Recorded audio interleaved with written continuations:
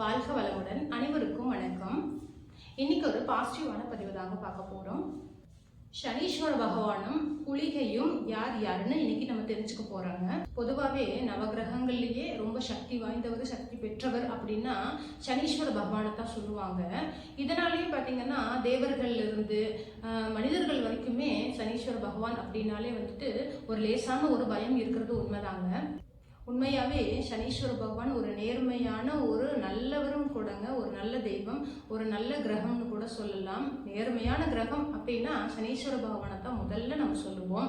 அதனால வந்துட்டு நம்மளுடைய அனுபவத்தில் அதை வந்துட்டு இதை வந்துட்டு தெரிஞ்சுக்கணுமே தவிர நம்ம வாய் வார்த்தைகளை சொன்னால் புரியவே புரியாதுங்க யாருக்குமே.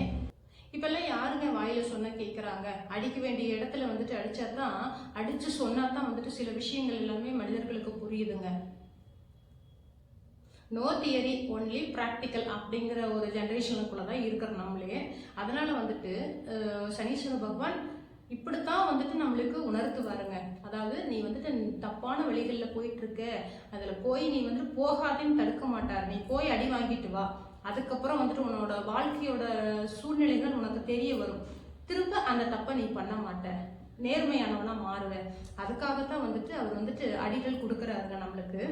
மனிதர்களின் பிறவி பயனுக்கு ஏற்பதான் வந்துட்டு அவங்களுடைய இன்ப துன்பங்களை கொடுக்கறாரு சனி பகவான்.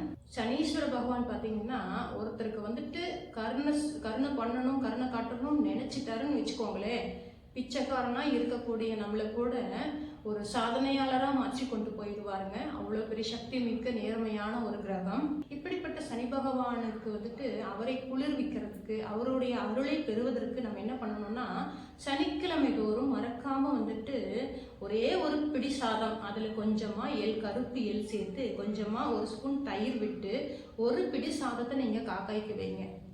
காக்கைக்கு நீங்கள் அன்னம் விடுறதுனால சனீஸ்வர பகவானே வந்துட்டு அதை வந்துட்டு ஏற்றுக்கிறதாக நம்ம கருதப்படுதுங்க. சனிக்கிழமை தோறும் தவறாமல் வந்துட்டு நீங்கள் சனி பகவானுக்கு போய் ஒரு கோயிலில் போய் நீங்கள் வந்துட்டு வணங்கிட்டு அவருக்கு தீபம் ஏற்றிட்டு வர்றது வந்துட்டு ரொம்ப ரொம்ப சிறப்பாகுங்க. அதே போல அவருக்கு பிடித்தமான சங்குப்பூ அல்லது வந்துட்டு நீல கலர்ல வஸ்திரங்கள் இதை வந்து சாற்றி அவருக்கு வந்துட்டு தயிர் எள் சேர்த்த சாதத்தை வந்துட்டு அவருக்கு வந்துட்டு நெய்வேத்தியமா படைச்சு நம்ம வணங்கிட்டு வர்றது ரொம்ப ரொம்ப சிறப்புங்க. குளிர்விக்கணும் அப்படின்னு முடிவு பண்ணிட்டீங்க, அவருடைய தாக்கத்துல இருந்து நம்ம கொஞ்சமா தப்பிக்கணும் அப்படின்னு முடிவு பண்ணீங்க அப்படின்னா இந்த ஒரு விஷயத்த பண்ணுங்க. அதாவது கை கால் ஊனமுற்றவங்க இருப்பாங்க இல்லைங்களா, ஏதாவது மாற்றுத்திறனாளிகள், அவங்களுக்கு பார்த்தீங்கன்னா ஏதாவது உங்களால என்ன முடியுதோ அதை கொடுத்து அவங்களுக்கு வந்துட்டு தினமும் ஒருத்தருக்காவது வந்துட்டு நீங்க உதவி பண்ணுங்க.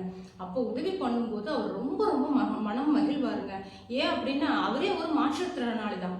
அதனால நம்மள மாதிரி இருக்கக்கூடியவனுக்கு இவன் உதவி பண்றானே, அப்ப இவனோட வாழ்க்கை வந்துட்டு நல்லா இருக்கணும் அப்படின்னு அகம் மகிழ்ந்து, அதனால் சனி பகவானை வந்துட்டு மகிழ்வித்தால் அரச வாழ்வு நிச்சயம் தருவார் அப்படின்னு நல புராணங்கள்ல சொல்லப்படுதுங்க.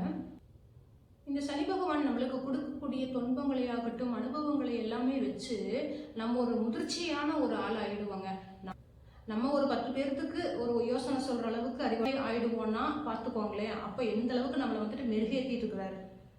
சரி, இப்ப சனீஸ்வர பகவானை பத்தி தெரிஞ்சுக்கிட்டோம்.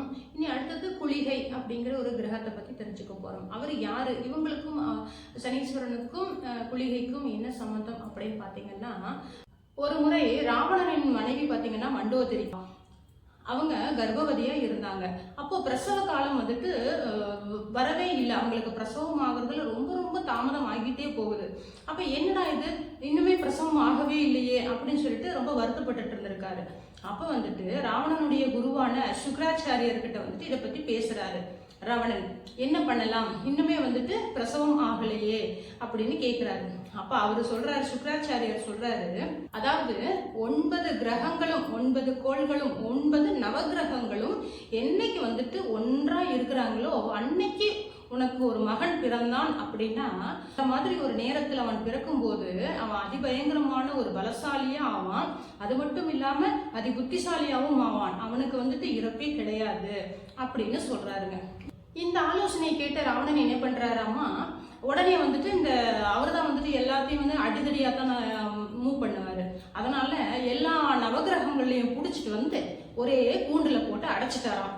அப்போ இப்போ எல்லாத்தையும் அடைச்சிட்டேன், இப்போ வந்துட்டு என்னோட மனைவிக்கு குழந்தை பிறந்துச்சு அப்படின்னா அவன் பலசாலி ஆவான் இல்லையா அப்படின்னு சொல்லிட்டு கர்வமா இருக்காரு. இப்ப நவகிரகங்கள் எல்லாம் ஒன்னா இருக்கும்போது ரொம்ப கோபம் வந்துருச்சு. இந்த யோசனையை வந்துட்டு சொன்னது யாரு? சுக்ராச்சாரியார். அப்போ அவர் மேல ரொம்ப கோபம் அடைஞ்சாங்களாமா இந்த நவகிரகங்கள் எல்லாம். நவகிரகங்களை பார்க்க போகும்போது சுக்ராச்சாரியார்கிட்ட வந்துட்டு நீங்க இப்படி பண்ணிட்டீங்களே, நீங்க எல்லாத்தையும் வந்துட்டு எல்லா கோள்களும் ஒன்னா இருக்கும்போது இன்னும் வந்துட்டு மோசமான விளைவுகள் தான் வரும். இன்னும் வந்துட்டு மண்டோதரிக்கு பிரசவம் ஆகுறதுல இன்னும் காலதாமதம் தான் ஆகும். நாங்கெல்லாம் ஒன்னா இருக்கிறது அவங்களுக்கு சரியில்லை, இது வந்துட்டு பிரச்சனையாகும் அப்படின்னு சொல்றாங்க. இதை கேட்ட சுக்ராச்சாரியர், சரி நீங்க எல்லாம் இருக்கீங்க, உங்களை தவிர உங்களை அதாவது உங்க 9 பேரை தவிர ஒரு நல்ல செயல் செய்யறதுக்கு ஒருவனை நீங்க உருவாக்குங்க அப்படிங்கிறாரு, அவதரிங்க அப்படின்னு சொல்றாரு. இந்த யோசனையை கேட்ட உடனே நவகிரகங்கள் எல்லாமே வந்துட்டு சரின்னு ஒரு முடிவெடுக்கிறாங்க. ஆலோசனைப்படி ஒரு முடிவெடுக்கிறாங்க. என்ன சரி என்ன பண்ணலாம் அப்படின்னா, மண்டோதரிக்கு குழந்தை பிறக்காம வந்துட்டு நிச்சயமா வந்துட்டு விடுதலை கிடைக்காது. சரி அப்படின்னு இவங்க நவகிரகங்கள் எல்லாமே ஆலோசிச்சு ஒரு முடிவு பண்றாங்க. சனி பகவான் வந்துட்டு அந்த சிறையிலேயே இருந்தபடி ஈஸ்வரன் கிட்ட வந்துட்டு மனதார வேண்டிட்டு தன்னுடைய மனைவிக்கு குழந்தை பிறக்கணும், ஒரு மகன் பிறக்கணும் அப்படின்னு சொல்லி மனதார வந்துட்டு பிரார்த்திக்கிறாரு. அப்ப வந்துட்டு அவருடைய மனைவிக்கு வந்து சனீஸ்வர பகவானுடைய மனைவிக்கு ஒரு மகன் பிறக்கிறார். அவர் பிறந்த அந்த நிமிடமே பாத்தீங்கன்னா மண்டோதரிக்கும் பாத்தீங்கன்னா குழந்தை பிறந்தது. அந்த குழந்தைக்கு பேர் தான் வந்துட்டு மேகநாதன். அப்படி அதாவது வந்துட்டு இந்திரஜித் அப்படின்னு சொல்லிட்டு அழைப்பாங்க அவரை. சனீஸ்வர பகவானுடைய மகனுக்கு பாத்தீங்கன்னா எல்லாருமே ரொம்ப சந்தோஷப்படுறாங்க. ஏன்னா பிறந்த உடனே ஒரு நல்ல காரியம் பண்ணியிருக்கானே அப்படின்னு சொல்லி இந்த கிரகங்கள் 9 கிரகங்கள் எல்லாமே வந்துட்டு குளிகையை வந்துட்டு பாராட்டுறாங்க. அவருக்கு வந்துட்டு குளிகை காரகன் அப்படின்னு சொல்லிட்டு பெயரும் சூட்டுறாங்க. மண்டோதரிக்கும் குழந்தை பிறந்துருச்சு. இப்ப வந்துட்டு சனி பகவானுக்கும் ஒரு மகன் பிறந்திருக்காரு. இதனாலதான் வந்துட்டு இந்த மகன் பிறந்தாருங்க, குளிகைக்காரகன். இதனாலதான் வந்துட்டு பிறப்பெடுத்தார். அதனாலேயே வந்துட்டு எல்லா நவகிரகங்களும் வந்துட்டு குளிகையை வந்துட்டு ரொம்ப ரொம்ப பாராட்டி ஆசீர்வதிச்சிருக்காங்க. நீ நல்லது மட்டுமே உன்னுடைய நேரத்துல வந்துட்டு நீ சஞ்சரிக்கக்கூடிய கால நேரங்கள்ல எந்த ஒரு நல்லதுகள் செஞ்சாலும் மக்களுக்கு அவ்வளோ திரும்ப திரும்ப அந்த நல்லதுகள் பெருகி கொண்டே போகும் அப்படின்னு ஆசீர்வதிச்சிருக்காங்க. அதனாலதான் நம்ம எந்த ஒரு நல்ல காரியம் எந்த ஒரு செயல் பண்ணினாலுமே குளிகையில நம்ம பண்ணும்போது திரும்ப திரும்ப அந்த நல்ல காரியம் தொடர்ந்துட்டே இருக்கும். அதனாலதான் குளிகையில பண்ணுங்க அப்படின்னு சொல்றது. நீங்க கடன் வாங்கியிருக்கீங்க ஒருத்தர்கிட்ட, அந்த கடனை ஒட்டுமொத்தமா அடைக்கவே முடியலன்னு கவலைப்படுறவங்க இந்த குளிகை நேரத்துல ஒரு 1000 ரூபாய் கடன் அப்படின்னாலுமே ஒரு 100 ரூபாய் அந்த குளிகை நேரத்துல நீங்க கொடுத்து பாருங்க. திரும்ப திரும்ப அந்த கடனை அடைக்கக்கூடிய வாய்ப்பை வந்துட்டு குளிகை கொடுப்பாருங்க. சீக்கிரம் கடனும் அடைஞ்சிடும். எல்லா நல்ல காரியங்களும் முடிஞ்ச அளவுக்கு குளிகையிலே பண்ண பாருங்க. ஒரு வழிபாடு முறைகள் நம்ம பண்ணினாலுமே வழிபாடாகட்டும் பரிகாரங்கள் ஆகட்டும் முழு நம்பிக்கையோட பண்ணணுங்க. அந்த முழு நம்பிக்கையோட பண்ணும் பட்சத்துல நம்ம பண்ணக்கூடிய அந்த வழிபாட்டுக்கும் சரி பரிகாரங்களுக்கும் சரி கைமேல் நிச்சயமான 100 மடங்கு பலன் கொடுத்தே தீருவாங்க கடவுள். இந்த பதிவு உங்களுக்கு உபயோகமா இருக்கு, பிடிச்சிருக்கு அப்படின்னா மறக்காம நம்மளுடைய சேனலை லைக் பண்ணி சப்ஸ்கிரைப் பண்ணிக்கோங்க. நல்ல நல்ல பதிவுகள் உங்களுக்காக வருங்க. முடிஞ்ச அளவுக்கு எல்லாருமே நிறைய தண்ணி குடிங்க. தண்ணி குடிக்கிறது உடம்புக்கு ரொம்ப ரொம்ப நல்லதுங்க. அடுத்து ஒரு பாசிட்டிவான பதிவுல சந்திக்கலாம். நன்றி, வணக்கம்.